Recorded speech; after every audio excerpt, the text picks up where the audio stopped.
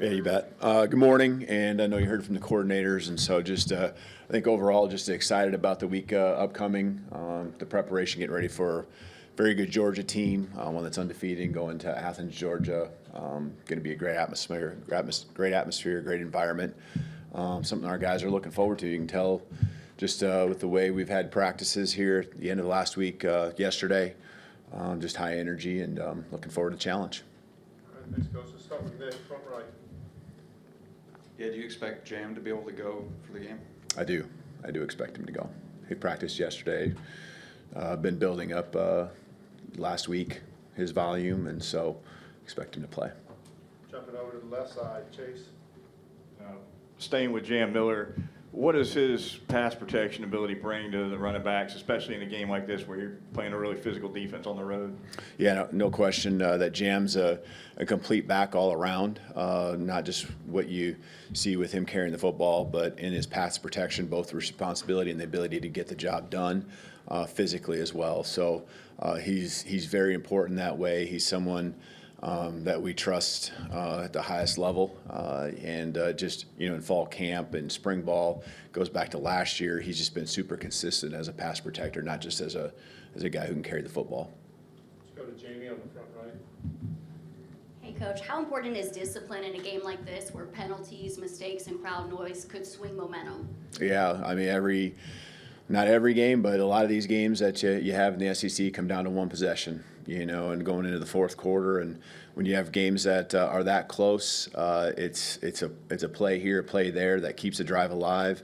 A lot of times it comes down to penalties. Obviously, there's an execution piece that is really important throughout the game, but you don't know when that penalty is. Is it the one that extends the drive in the first quarter, the fourth quarter? You got to be able to be focused and be disciplined for 4 quarters and more if needed. Staying on the right side, let's go to Charlie next. Yeah, Coach Womack said that Tim's going to be able to go, Tim Keenan's going to be able to go this week. Just what kind of boost does that give your defense up front? Yeah, I think in a couple of ways. I mean, he's voted team captain for a reason, and so the energy he's brought, the last even 2 to 3 weeks, just, his juice, and he's that way naturally. He loves this place. I think, his perspective of being on the sideline has brought another level of energy to him that our defense and our whole team can really has responded to. And then on top of it, he's a big anchor, big body in there that can kind of hold down the line of scrimmage, get a push in the pocket on pass plays, and so it's good to have him back. And he's had a couple good days here and continue to build here through the week of practice is what we're expecting. Go to Kennington, back right. Just what have you seen in the last few weeks from the team, could be in game, could be in practice, that gives you confidence that they'll be able to go on the road and execute unlike what happened in week 1? Yeah, whatever we've asked of this group, they've just been so coachable, and I think talking through and going through what we've experienced together. You got to prove it on the football field, but just the way that they want to respond in practice, I think, has carried over into what we've done, at least in these home games, these last 2 weeks. And so, we got to be resilient. We know there's going to be storms that we're going to have to weather in the SEC, on the road, and you got to do it. No one else is going to go do it for you. I know there's a high want-to factor that this group has. Again, they've shown it in the work.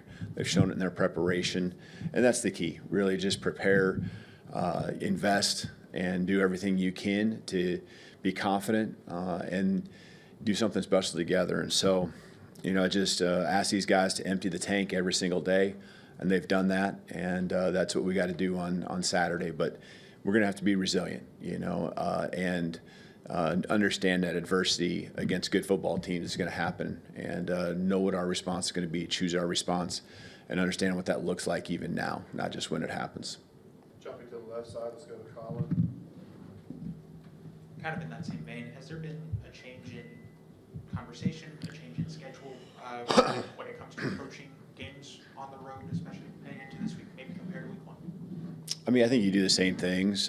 You might tweak something here and there, but I think it still comes down to, your preparation and execution.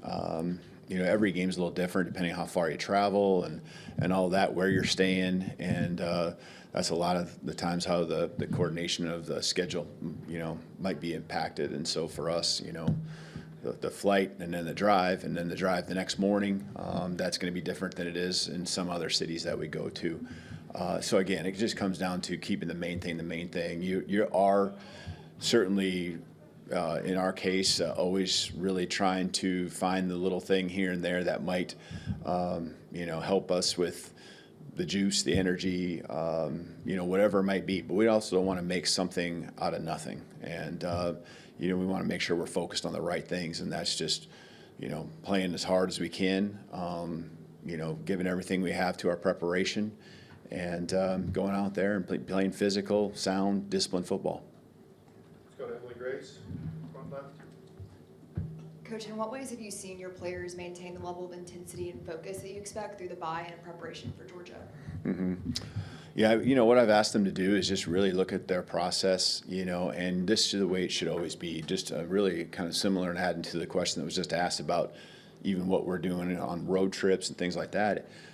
You're always trying to just make things better. And so I don't care if it's how they take notes. What's that system? Is it, color-coded ink that you use? And how can you just make it better for you to be more successful? And so I see that with these guys. I see that with them trying to find just little ways they can make themselves better. It might be with treatments and their schedules. And, they pour so much into it, but you can always make things better. And be smarter about it. And when it comes to practice on the field, I can just see, again, we've focused on moving with purpose. Everything we do, just move with an urgency level that just has great body language and becomes infectious or contagious, I should say, across the team. And so I see that, and the action supports the desires and goals that they have as a team.